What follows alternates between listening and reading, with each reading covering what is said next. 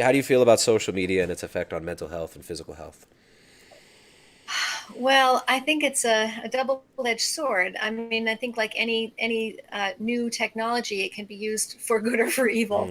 Yeah. And one of the good things I have to say about social media is that people feel less alone with whatever problem it is they're dealing with, and people can find information and support and guidance for free, um, very very easily. Whereas, even just 10 years ago, as a psychiatrist, I know because people would come and talk to me about these things, a lot of people would feel like, well, I'm the only one with this problem, or how could I ever, I can't imagine anybody else dealing with the same kinds of things that I'm dealing with. And that's no longer the case. And that's very, very helpful. But the flip side is that, it doesn't help any of us to enrich our, as you said, to enrich our local relationships, face to face interactions, skin to skin interactions with Right. other people.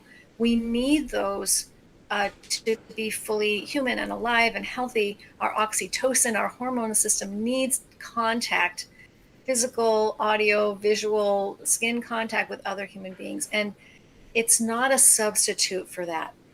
It's really, I think that's the problem, is that, like I have this online consult service now, which I love. And I really enjoy being able to try to help people around the world and connect with people around the world. But I find it so frustrating that I can't make eye contact with people Right. through a video screen. I can't make eye contact with you right now. Yeah. And that is so frustrating. And even though we're connected, we're not really connected. Yeah. And I really feel that the interactions suffer as a result. Absolutely. Yeah. So there's a whole layer in between most of our interactions that we're having through these all the interactions we have through technology. There's a layer in between there, and it disconnects us, and it's yeah, fascinating world. Yeah, I like how you mentioned it's like we're not wired to be receiving this constant input from this many people too. It's you how in what society, in what reality would we have had everybody's thoughts being shared with us at a constant pace about everything that we express, right? You express a sentiment on the internet, and you're going to have, 50 people praising you, 50 people telling you you're the devil, and we're not used to having this much input. It's like you look someone in the eyes, you enjoy a conversation, a real conversation with somebody, you hash out the differences, you have a polite exchange, and you move on.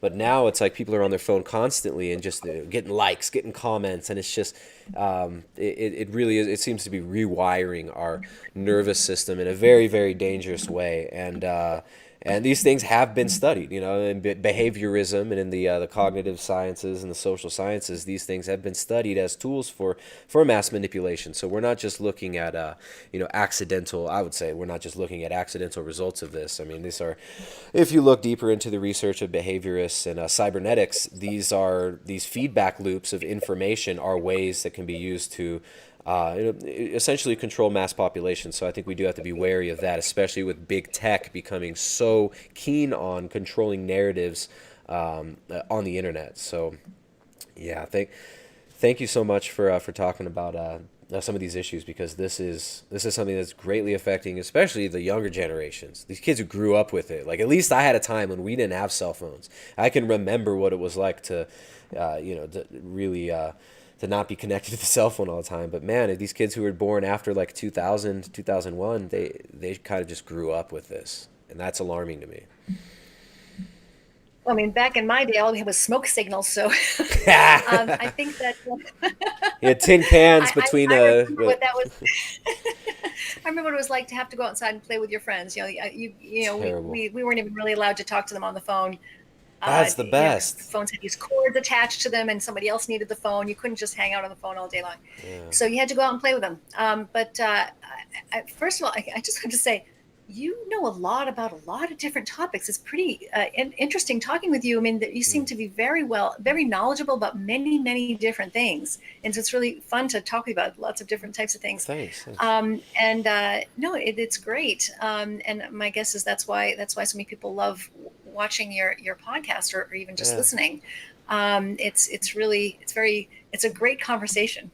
Thanks. Well, I think part of it is I could get great guests on, get great people to bounce ideas off of, and I kind of see this as a think tank almost, right? I get to talk to the coolest people that have some of the the cutting edge of whatever I want to talk about. I can find those people and talk to them. So I feel really fortunate to be in this position, and but yeah, I think the holistic approach to this is so important, right? We're not looking for just a silver bullet answer to all these problems. I think that there's a lot of complex issues going on in the world, and yeah, so some of the stuff that really has been fascinating me lately, though, is just kind of the history of, um, like I mentioned earlier, I think this was maybe what triggered your interest was that cybernetics, behaviorism, and you're a psychiatrist, so I know you probably take a very very keen interest in this, especially you being around Harvard, where a lot of this research was done in the 50s and 60s.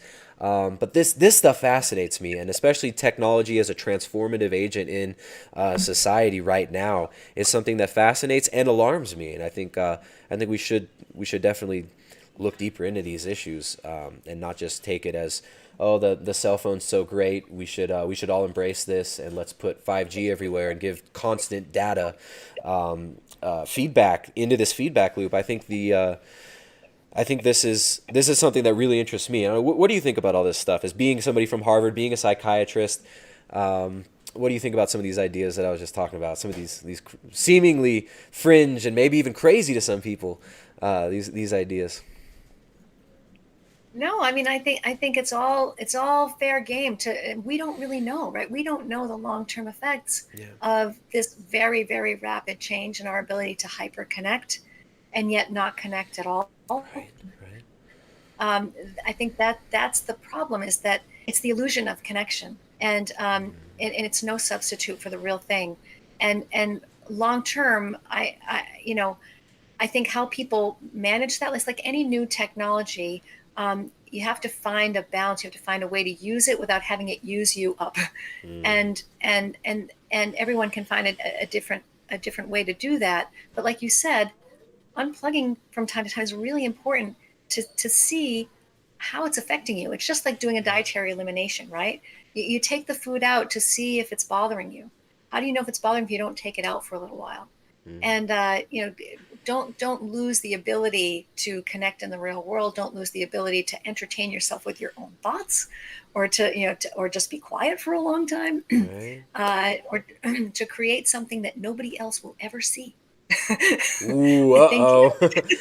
You mean like you can smile without taking a selfie? Is that possible?